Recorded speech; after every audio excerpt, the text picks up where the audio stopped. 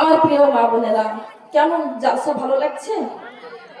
আচ্ছা, আপনারা যতক্ষণ আমি ততক্ষণ ইনশাআল্লাহ দোয়া করবেন আমার জন্য। ও আমার মা বোনেরা, সুন্দর সুন্দর ঘটনা আরো শুনেলেন। ঘটনা আজ আমাদের ঘরে খাবার থাকলে আমরা ফকিরকে দান করতে চাই না। মা ফাতেমা জননী কি করেছেন শুনবেন। মা ফাতেমার ঘরে 5টা দিন চুলাতে আগুন জ্বলেনি। কয়দিন? 5 দিন চুলাতে আগুন জ্বলেনি। আহা, কত খাবার নষ্ট হয়ে যায়, কত খাবার কুকুরও খায় না। দুজাহানের সরদারনি সাইয়্যিদাতুন নিসা, আমার প্রিয় নবীর কলিজার টুকরা ফাতেমা, যে হবে আমাদের জান্নাতের সরদারনি। 5টা দিন খাবার নেই। হাসান হোসেন খিদর যন্ত্রণায় থাকতে পারে না, কাউরির বাড়ি চাইতো যেতে পারে না। বলে মা গো, মা একটা কুনা রুটি দে মা, মা গো একটা কুনা রুটি দাও মা, কে পাবে খায়। বলে বাবা রে, একটা কুনা রুটি আমার ঘরে নাই, কি দিব আল্লাহর কাছে? সবর করো, ইন্নাল্লাহ মাসাবিরি। জান্নাতের খাবার খাবা, তোমরা জান্নাতের সরদার হবা পুরুষদের, আমি হব জান্নাতের রানী। বলেন সুবহানাল্লাহ, সুবহানাল্লাহ। এবার বলছে তোমার আব্বু যদি আসে, তোমার আব্বুকে বলবা আব্বু খাবার দাও, কিছু খাবার দাও। এবার হযরত আলী কারামাল্লাহু ওয়াজহু যখন বাড়িতে আসলো, হাসান আর হোসেন বলছে আব্বু গো কিছু দেন না খাই, আর ক্ষুধার যন্ত্রণা সইতে পারি না, খাবারে উঠতে পারি না। আব্বু গো খাড়ায় উঠতে গেলে পড়ে যায় পেটে, 5টা দিন কোনো খাবার নাই। এবার কখন হযরত আলী বলছে বাবু রে, আব্বু আজ আমি 5টা দিন মদিনার গলি গলি ঘুরি রে, কেউ আমাকে কাজে নেয় না রে, কেউ আমাকে কাজ করায় না, শ্রমিক হিসাবে কেউ গ্রহণ করে না, আমি মুসলমান বলে আমাকে ইহুদিরা কাজে নেয় না। ও আমার প্রিয় মা বোনেরা, আমার মা ফাতেমা বলল কারি কাছে যদি টাকা পাও তো করো, কর্জা করে নিয়ে এসো, ধার করে নিয়ে এসো। আর যদি খাবার না দিতে পারি, তারা যদি মারা যায়, কেমন করে আমরা সহ্য করবো? দিতে কালে যাবে টুকরা, তারা না খাইয়ে না খাইয়ে এমন দুর্বল হয়ে গিয়েছে, তারা বসে থাকলে উঠতে গেলে পড়ে যায় গো মা বোনেরা। মা ফাতেমা এই কথাটা বলেছেন। হযরত আলী কারামাল্লাহু ওয়াজহু একটা ইহুদিকে বলছে, ইহুদি ভাই, বাইরে আমার কাজে লাগে টাকাটা দিয়ে দেব, আমাকে 100টা টাকা দাও। 100টা টাকা দে রে ভাই। অনেক টাকা থাকার পরে ইহুদি বলছে, তুই হচ্ছে গরিব মানুষ, তোকে টাকা ধার দিব না, টাকা দিতে পারবি না। টাকাটা দিল না, ধার চাইলেন দিল না টাকাটা। আবার হযরত আলী বাড়ি ফিরে এসে মাথা ধরে বসে বসে 2 চোখের পানি ঝরে যায়। আল্লাহ গো, বাচ্চার মুখে কি দেব? বাচ্চা তো না খেয়ে থাকতে পারে না, আমাদের তো ভিক্ষা করা যায় নাই, না খেয়ে মারা যাবো, ভিক্ষা করতে পারবো না। খরচা করতে গেলাম, টাকাটা ধার চাইলাম, টাকা থেকে টাকা 100টা টাকা আমাকে দিল না। আমার নবী দরবারে চলে গেল, আমার নবীকে বলছে নবী গো, নবী দুঃখের কথা কি বলবো, 5টা দিন চুলাতে আগুন নাই, 5টা দিন কোনো জিনিস আমার সন্তান খেতে পায়নি। মা ফাতেমা আর কারাইয়ে নামাজ পড়তে পারে না, বসে বসে নামাজ পড়ে আল্লাহ জিকির করে, কিন্তু 2টা সন্তান আমার হারে জারি করছে ক্ষুধার যন্ত্রণায়। কি করবো গো নবী? আমার নবী বলল, আলী রে আলী, আমি মুহাম্মদ রাসূলুল্লাহ সাল্লাল্লাহু তাআলা আলাইহি সাল্লাম তোমাকে যেটা বলছি শুনো। ওই জায়গাতে একটা খাজুরের গাছ আছে, তুমি খাজুরের গাছ থেকে খাজুর পেড়ে নিয়ে আসো। সুবহানাল্লাহ বলেন।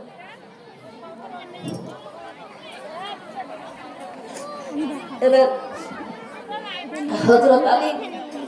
হযরত আলী রাদিয়াল্লাহু আনহু গিয়ে দেখছে ওই খাজুরের গাছ তো খাজুর থাকা দূরের কথা গো মা বোনেরা, খাজুরের গাছটা একবারে মরা শুকনো, মাথা পর্যন্ত নাই। বলো সুবহানাল্লাহ।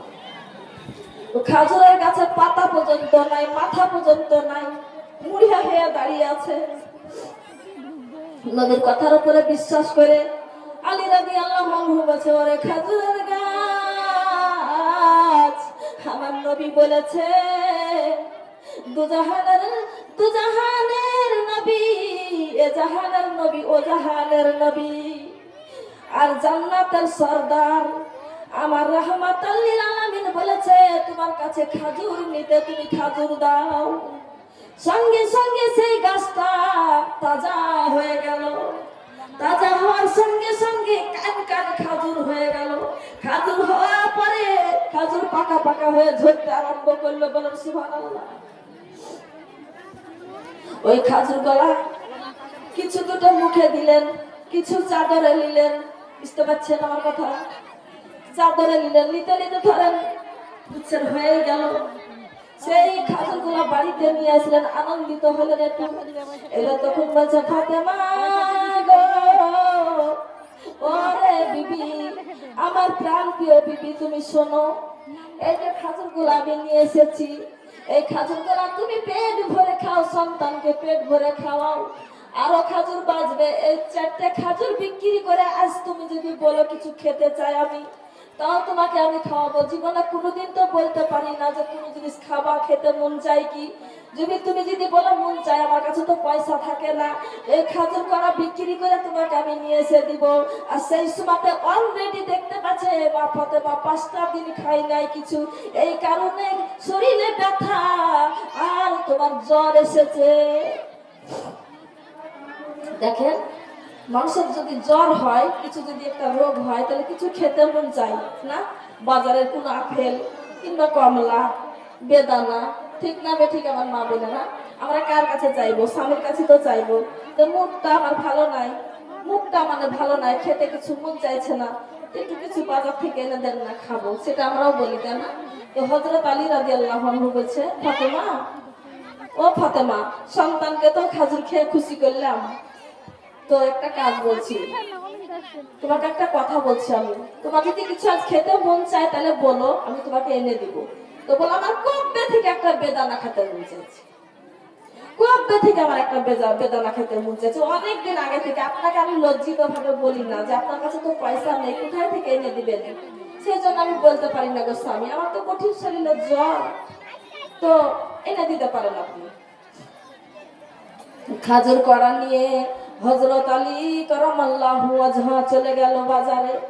বাজারে ওই খাজুর গুলাকে বিক্রি করে দিলেন। বলেন একবার সুবহানাল্লাহ। বিক্রি করে দিয়ে একটা বেদানা নিয়েছেন। বলেন সুবহানাল্লাহ। একটাই বেদানা নিয়েছে, আস্তা বেদানা, মোটা দেখে একটাই নিয়েছে। হো আমার মা বলেরা, একটা বেদানা কিনে নিয়ে যখন চলে আসছে, আকাশের ফেরেশতারা খালি তর্ক করে, বলছে দেখি হযরত আলী তো বেদানা নিয়ে যাচ্ছে, আল্লাহর মুক্ত হস্তে দান করে কি, কতটা তার আল্লাহর উপরে ধ্যান আছে, আল্লাহ রাস্তায় ভালো দিতে কত ভালোবাসে না, কৃপণিত করে, এটা পরীক্ষা করব।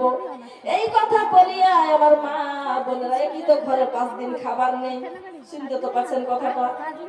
ওই বেদানাটা পকেটে আছে, হাতেও নাই, পকেটে ভরে নিয়েছে, পাঞ্জাবির পকেটে ভরে নিয়েছে। ওটা তো ফকিরের কোনো দেখতেও পাচ্ছে না। তবে ওই ফকিরটা মরার ভাবে শুয়ে আছে, মানে উজানে মরে গিয়েছে তা লিখছে, এমন ভাবে একটা রাস্তার মাঝে ফকিরটা শুয়ে আছে। বলেন একবার সুবহানাল্লাহ। শুয়ে যখন আছে তখন দেখতে পাচ্ছে ওই ফকিরটাকে যখন সালাম দিচ্ছে, ফকিরটা সালামের জবাব দিল, দিয়ে বলছে যে, ও হযরত আলী, শোনো, তুমি, তোমার পকেটে বেদানা আছে, তুমি আল্লাহর মুক্ত হস্তে আমাকে দান করো। সুবহানাল্লাহ বলো। আল্লাহর মুক্ত হস্তে দান করো, আমি 3টা দিন কিছু খাই নাই রে। ও হযরত আলী, তুমি দিবা আমাকে, দাও। তখন বলছে আমার বাড়িতে তো 5 দিন খাবার হয় নাই, আপনি তো খেতে চাইছেন, তবে আল্লাহ রাস্তা যখন বলেছেন আমি আর এই কথাটা মানতে পারছি না, আমি দিয়ে দিলাম আপনাকে।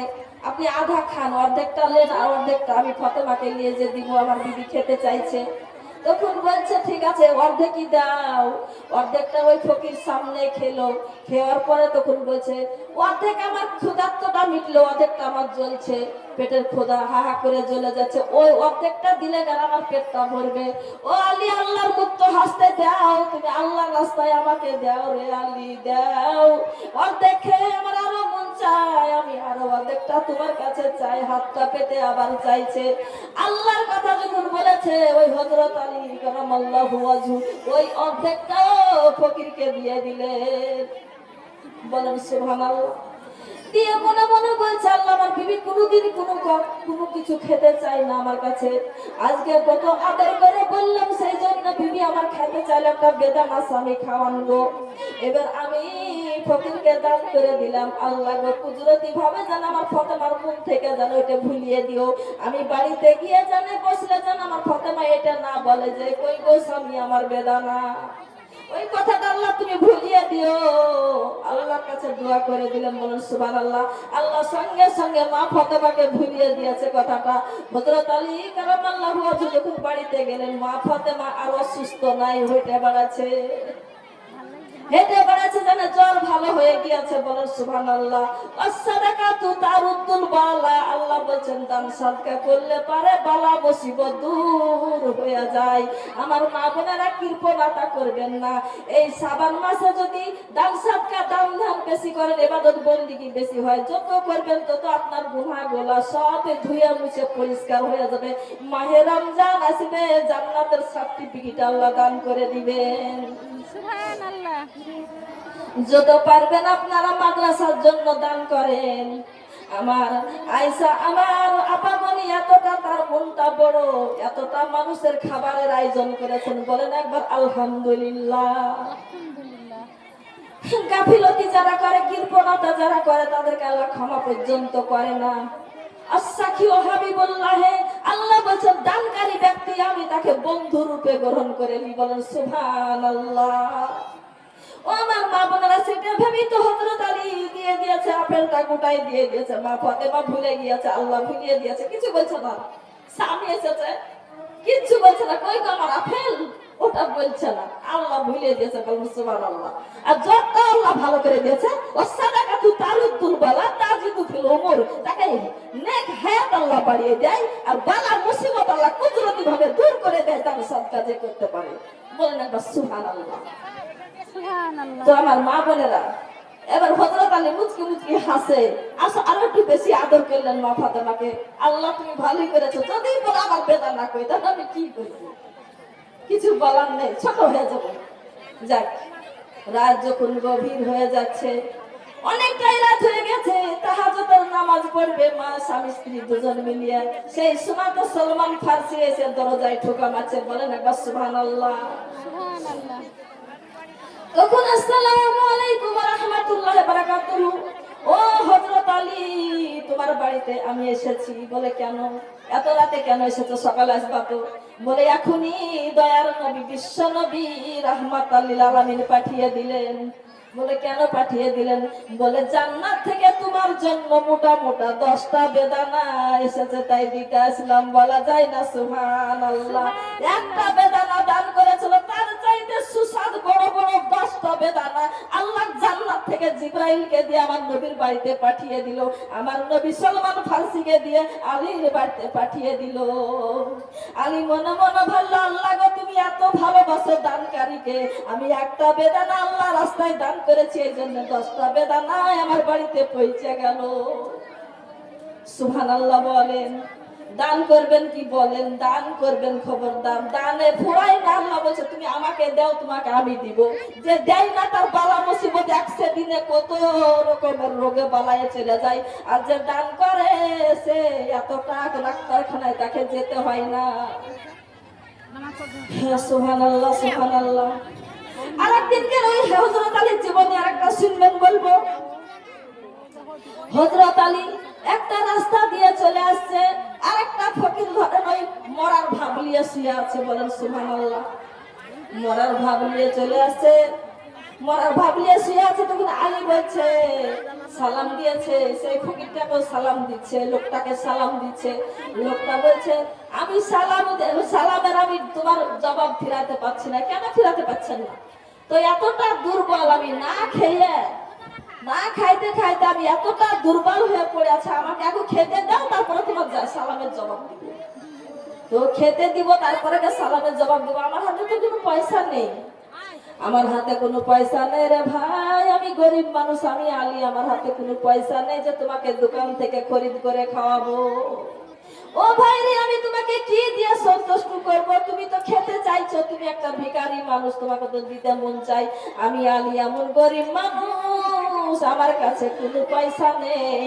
বলে আমার বাড়িতে চলো যাই, যাহাই করে নাই তো কিছু আপনাকে দিতে খাবার দিব, ব্যবস্থা করব।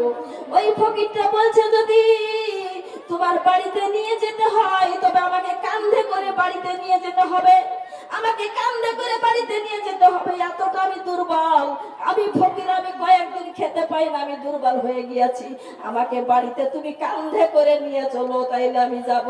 এবার হযরত আলী আমার নবীর হাদিসের দিকে লক্ষ্য করলেন, অরাইতাল্লাজি ইউকাজ্জিবু বিদ্দিন ফাজাল্লিকাল্লাজি ইয়াদুল ইয়াতীম লাহু তুআলাতা আমিল মিসকিন। সুবহানাল্লাহ বলো।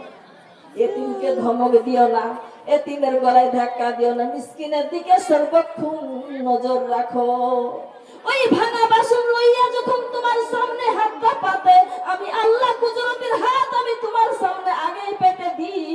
ওই ফকিরের বাসন নিচে থাকে, আমার আল্লাহ কুদরতি হাত থাকে ফকিরের বাসনের উপরে।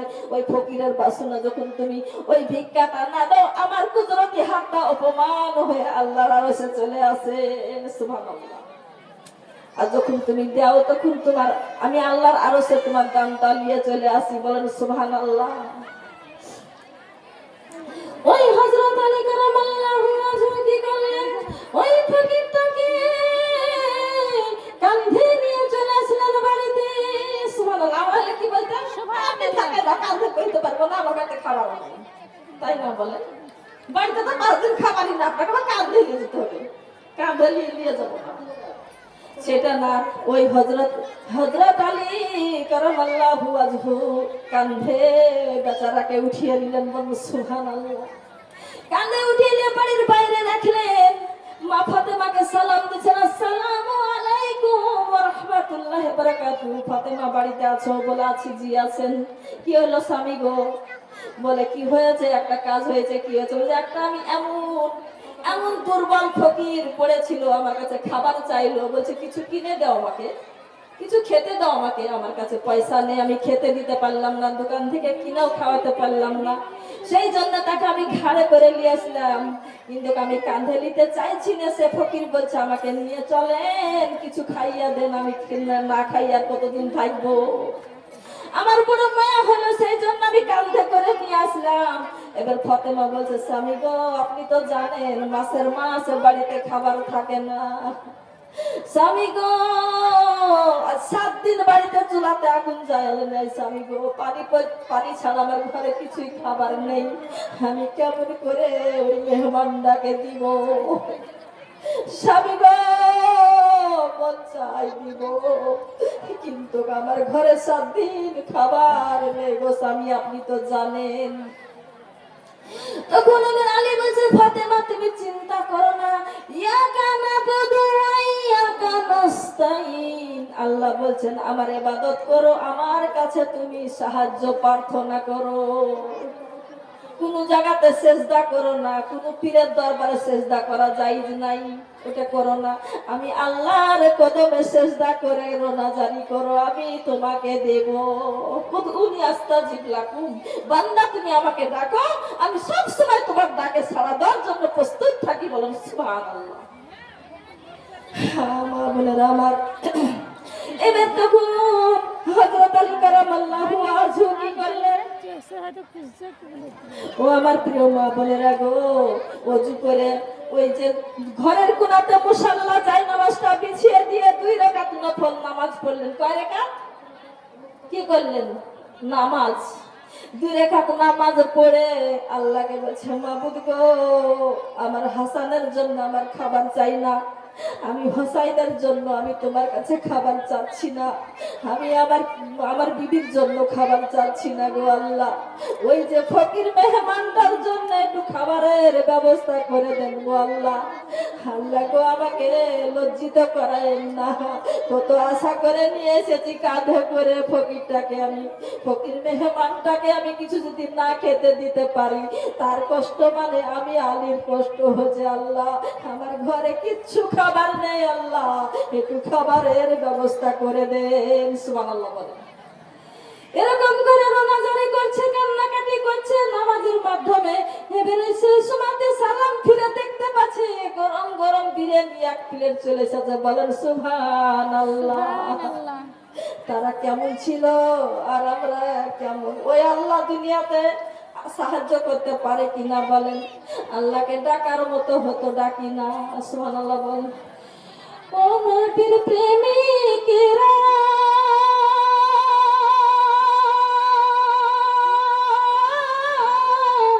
ওরে দিশাহারা মরণের ভয় করে না, প্রেম তো মরে না। ওই আল্লাহর প্রেমিকেরা,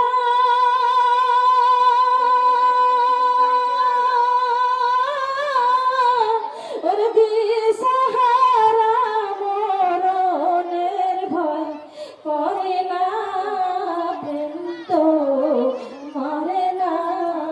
প্রেম করেছেন মুসা নবী,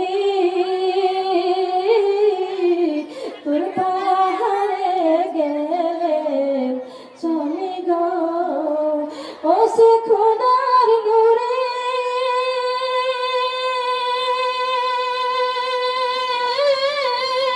ওরে পাহাড় জলে মুসা নবী জানে না, প্রেম তো মরে না। ওই আল্লাহর প্রেমিকেরা,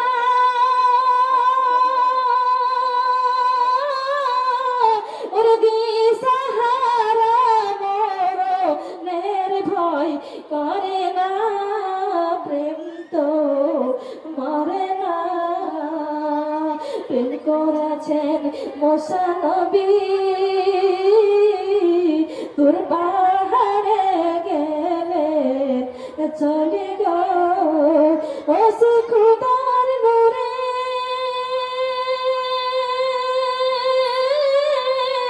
ওরে পাহাড় জানে মুসা নবী জানে না, প্রেম তো মরে না। প্রেম করেছেন ইব্রাহিম নবী, নমরুদের আগুনে দিলেন ফেলি গো, ও সে আগুন হলো ফুল বাগিচা নদীর পশমটা গো, জ্বলে না, প্রেম তো মরে না। প্রেম করেছেন ইউনূস নবী, মাছে তাকে খাইলেন গিলি গো, ও সে মাছের পেটে জিকির করে আল্লাহর শরণ ভুলে না, প্রেম তো মরে না। ওই আল্লাহর প্রেমিকেরা,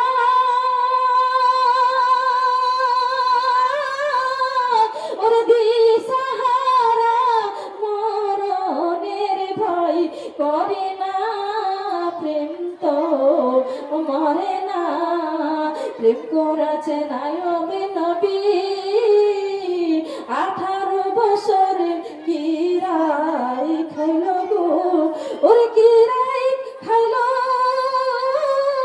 দেহ খাইয়া করল যারা জরি, তবু আল্লাহর নাম ভুলে না, প্রেম তো মরে না। প্রেম করেছে ইসব নবী কুয়াই তাকে দিল ফেলি গো আর কুয়াই পড়ে আল্লাহ জিকির করে তবু আল্লাহর শরণ ভুলে না প্রেম তো মরে না ওই আল্লাহর প্রেমিকেরা